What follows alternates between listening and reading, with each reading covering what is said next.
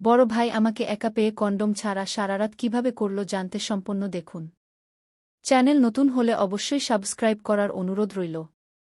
ভাইয়া শাড়ির কুচি টান মেরে খুলে শরীর থেকে আলাদা করে নিচে ফেলে দিল। রোজা অশ্রু নয়নে আকুতি মিনতি করছে ছেড়ে দিতে। শাড়ি থেকে শরীর আলাদা হতে লজ্জায় দুহাত বুকে চেপে ফারহানের পা জড়িয়ে ধরে বসে পড়ে। প্লিজ ক্ষমা করে দাও আমাকে। আমি মানছি আমি ভুল করেছি, কিন্তু তার জন্য এত বড় শাস্তি দিও না, সমাজে মুখ দেখাতে পারব না। ফারহান ধাক্কা দিয়ে সরিয়ে দিল, পায়ের কাছে থেকে একটু জোরেই লেগেছে, যার জন্য রোজা একটু দূরে খাটে গিয়ে বাড়ি খায়। ক্ষমা করব তাও তোকে ইম্পসিবল। তোর জন্য আজ আমি সবার কাছে খারাপ, সবাই আমাকে দেখলে মুখ ফিরিয়ে নেয়। যে মা আমাকে এক মুহূর্তে না দেখে থাকতে পারত না, আজ সে আমার মুখ দেখতে চায় না।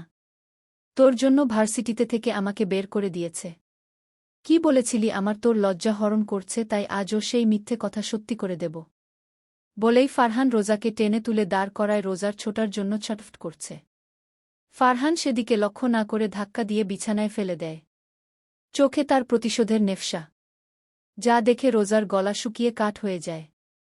ভয়ে রোজার হাত পা কাঁপছে, নিজেকে শূন্য মনে হচ্ছে। আজ কি সত্যি সে ধর্ষিতা হয়ে যাবে? যা নিজ কি মজার ছলে বলেছিল, আজ তা সত্যি হতে চলছে। চোখ দিয়ে পানি পড়েছে।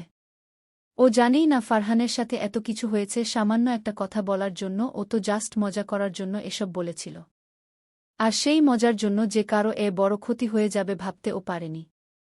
এই এক সপ্তাহে নানু বাড়ি ছিল রোজা, তাই ভার্সিটিতে কি হয়েছে ও জানে না। আজ ভার্সিটিতে পহেলা বৈশাখীর অনুষ্ঠান ছিল, তাই শাড়ি পরে এসেছিল, কিন্তু ভার্সিটিতে যেতে পারেনি। তার আগেই কেউ ধরে নিয়ে আসে, সে আর কেউ না ফারহান। ফারহান, আমার এত বড় সর্বনাশ করো না। আমি তোমার পায়ে পড়ছি।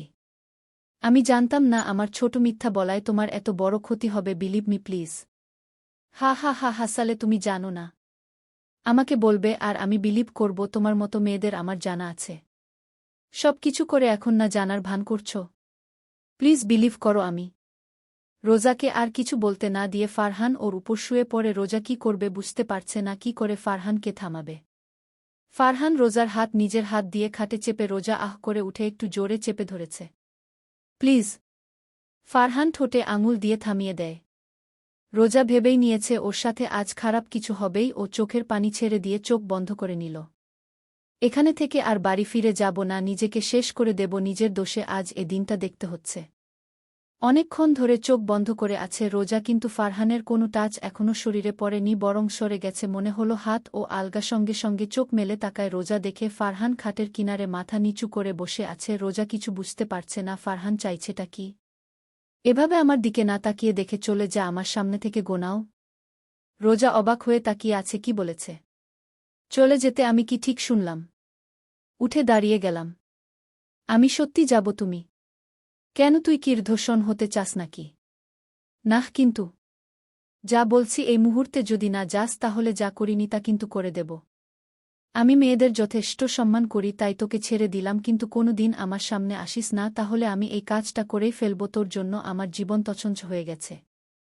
আমি তোকে জাস্ট ভয় দেখানোর জন্য এত কিছু করেছি। কি হলো এখন? ও দাঁড়িয়ে আছিস কেন? যা। রোজা আর কিছু না বসে জটপট শাড়ি নিয়ে বাথরুমে চলে যায়, কোনো রকম পরে দরজা খুলে বেরিয়ে যায়। বাড়িতে এসেই কারো সাথে কোনো কথা না বলে রুমে চলে যায় রোজা। এখনও ও ভয়ে আত্মা কাঁপছে। রোজা কি ভয়ঙ্কর কিছু ঘটতে যাচ্ছিল, কিন্তু আল্লাহ বাঁচিয়ে দিয়েছে। রাতে শুয়ে আছে খাটে রোজা, বারবার ফারহানের কথা মনে পড়ছে। রোজা ওর ফ্রেন্ড আনিশাকে কল করে জেনেছে যে ফারহানকে ভার্সিটি থেকে বের করে দিয়েছে, আর সব ওর জন্য। তখন থেকেই খারাপ লাগছে আমার। এই মিথ্যা বলায় ফারহানের এত বড় ক্ষতি হবে জানলে কখনো বলতাম না।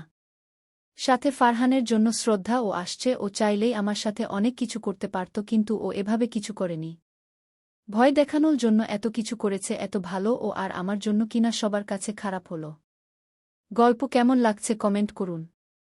আর চ্যানেল সাবস্ক্রাইব করে সাথে থাকুন। ধন্যবাদ।